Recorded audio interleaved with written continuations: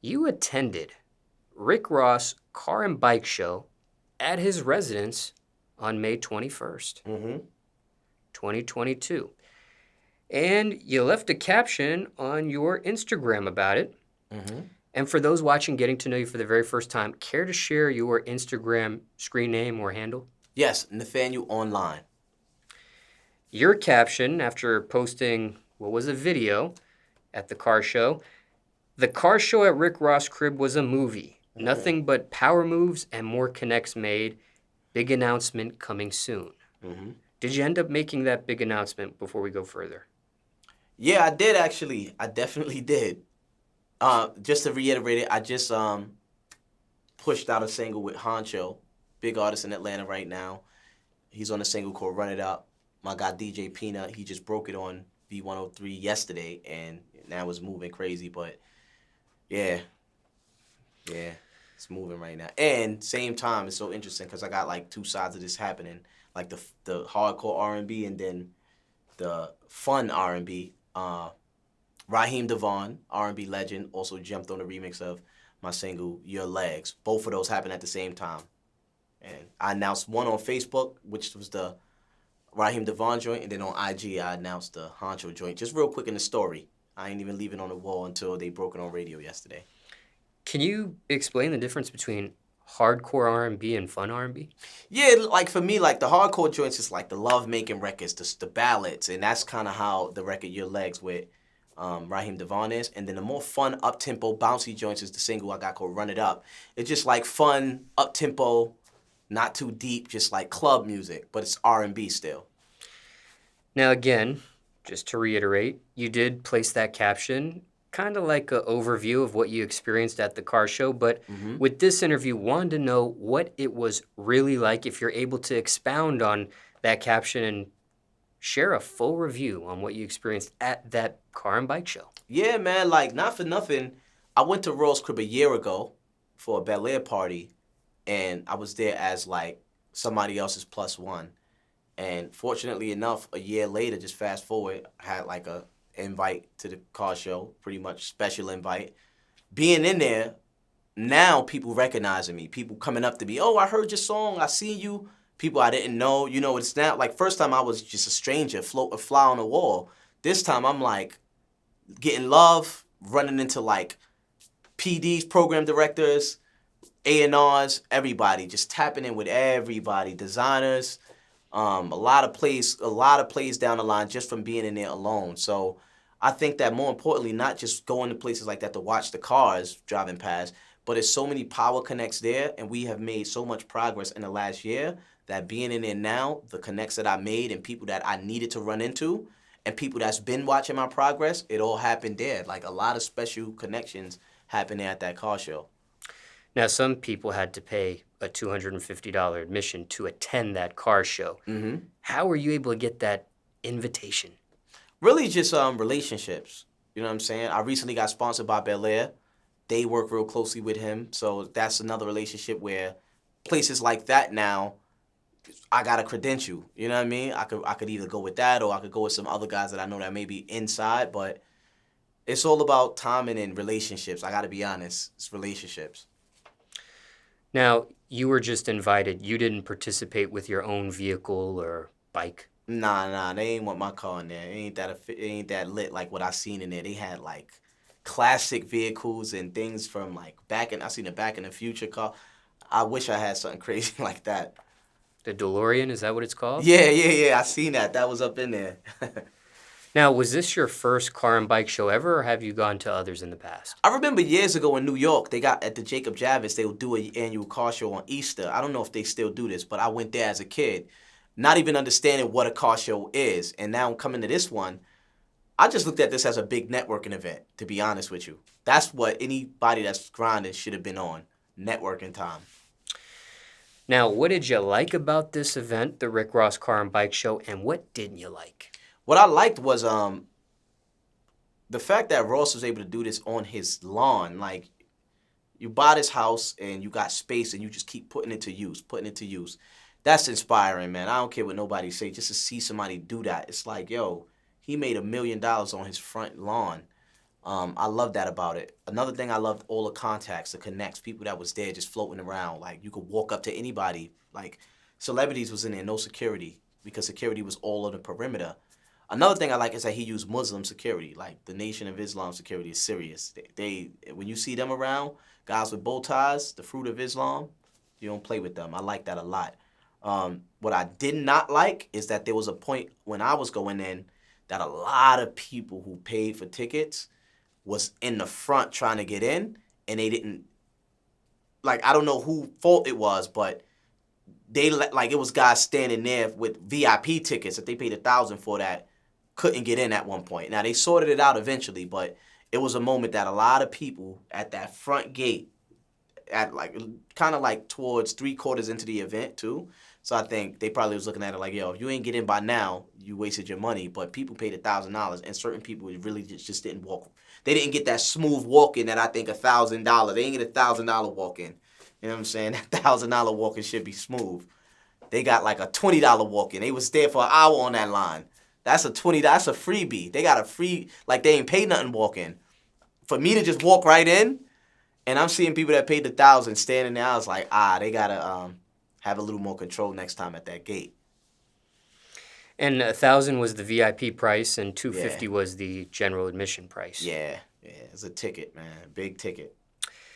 Now, if Rick Ross just so happens to be watching this interview, anything he can improve on if he intends to do this in the future as a second annual car and bike show? Anything you would put in the comment box? That front gate, like the entry part of it, probably, like, man, like, have more people scanning them tickets, because I think that's another thing. It wasn't enough people able to handle everybody that had tickets. So even at one point, they was just like, yo, whoever, just come in. You know, who, like, he probably don't even know this happened. But at one point, they like, yo, just come, we ain't scanning nothing. And when they decided to revert back to scanning, it was too many people. So all of those people had to wait, and then the time was ticking.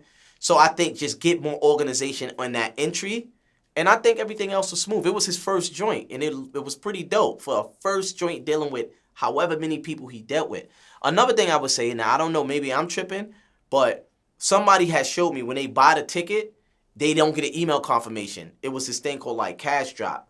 So you had to take a screenshot there. And if you didn't catch that screenshot, you didn't have proof that you had a ticket. So something like that. It's like little minor things, but I'm sure this is a trial run, so he's probably going to iron out the details.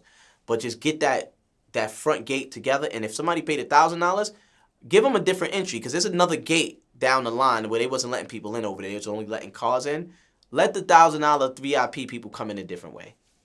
Now, because you were invited, you, like, invited people, or I don't know what you call them, invitees? I don't even know if that's a word, but you guys had your own entrance? Yeah, the entrance on the side where they wasn't letting regular people in. Well, regular people, of course, but they wasn't letting the ticket entry in. They was only letting the cars in.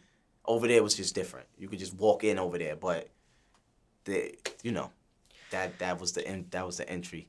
Now, there were also people that paid for parking. Because you were invited, did you still have to, in fact, pay for parking yourself? Nah, I parked further down. Yeah, I just parked my whip way out the way and just went that way. Yeah, because I already seen how crazy it was. I just parked in a whole nother side. What was parking like at that establishment?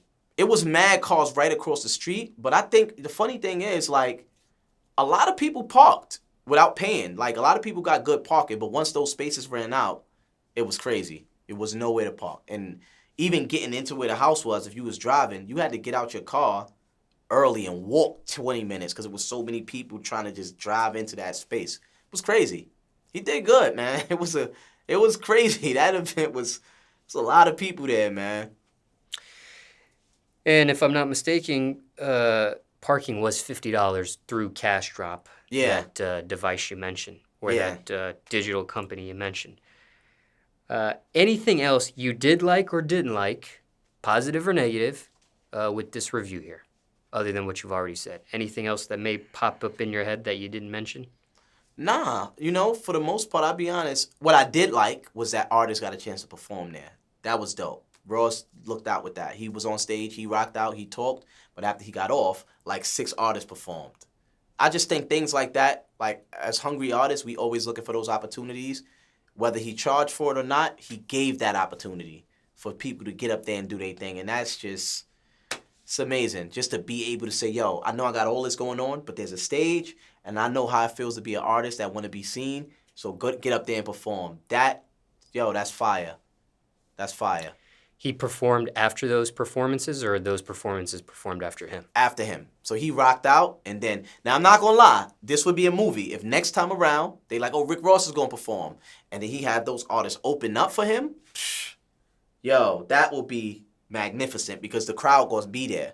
But once he got off the stage, I'm not going to lie, about 60% of the crowd followed him, and then the guys performing, it was a couple women too, the crowd just dwindled down as they kept performing. So it was like, they didn't really get the bulk of it.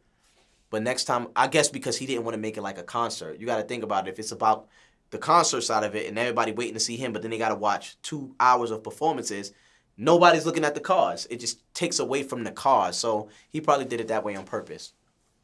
So the performance, his performance and whatever was happening on stage,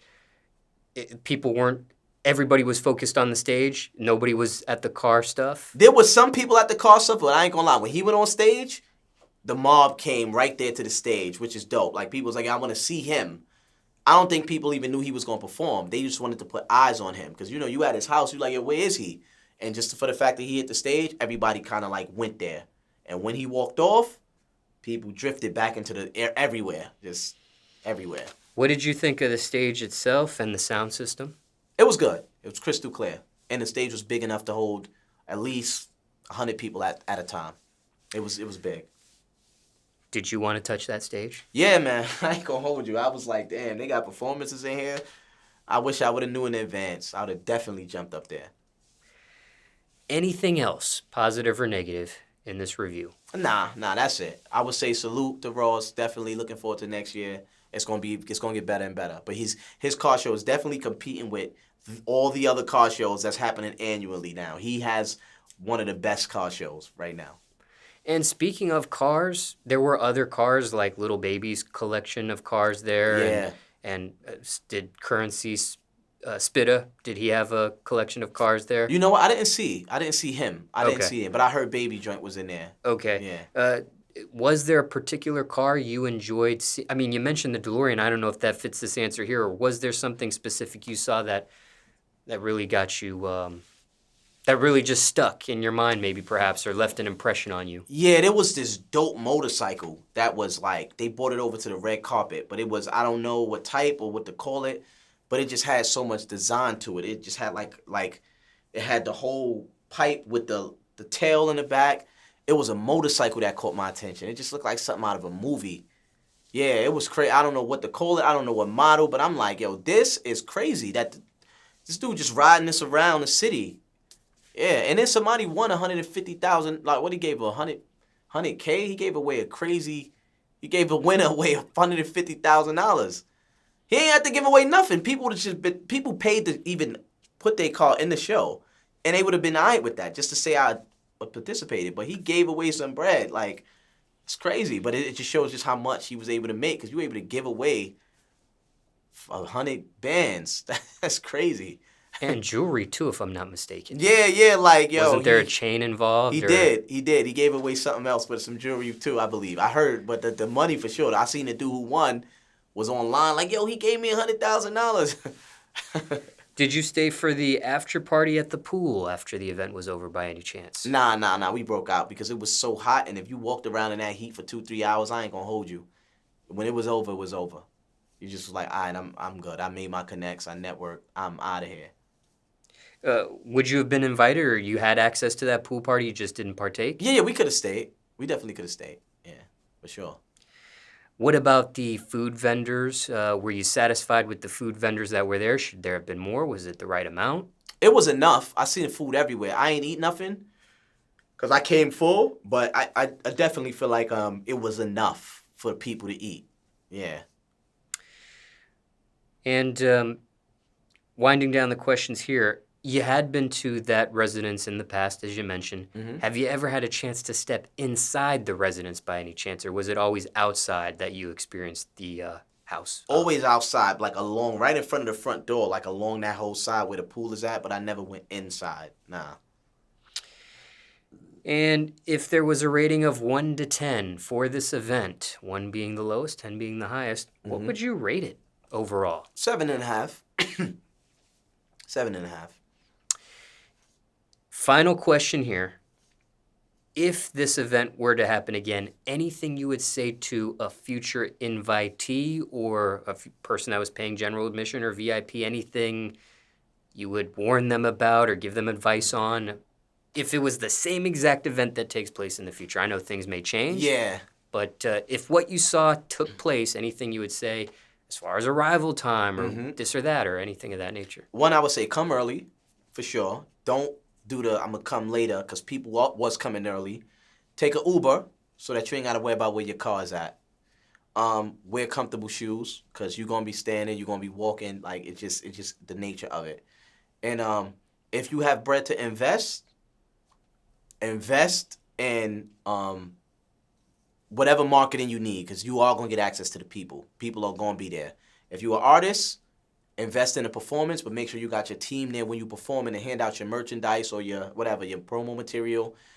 A lot of opportunity there. You're going to get access to at least, 5 to 10,000 people in one shot. You can make some magic happen. Anything looking back you wish you could have capitalized on your presence there that you didn't get a chance to by any chance? Yeah. I feel like I could have bought my street team that I usually move with. I could have bought my promo truck, which is a giant truck that I usually play my video in. I would have just had to pay as a vendor, because when I got there, I seen 1 or 2 of those, and I got one of those trucks. I would have put that in there, and then did my promotion in front of my truck. And then 3, I would have found out about the logistics about getting on the stage and performing. I didn't even ask about that. I would have found out what that was, and that would have been an investment that I would have been willing to probably make. Anything else? Nah, that's it. For transparency, do you know Rick Ross personally? Nah, not yet. Did you get a chance to meet him by any chance at the event? Nah, he was definitely covered in security.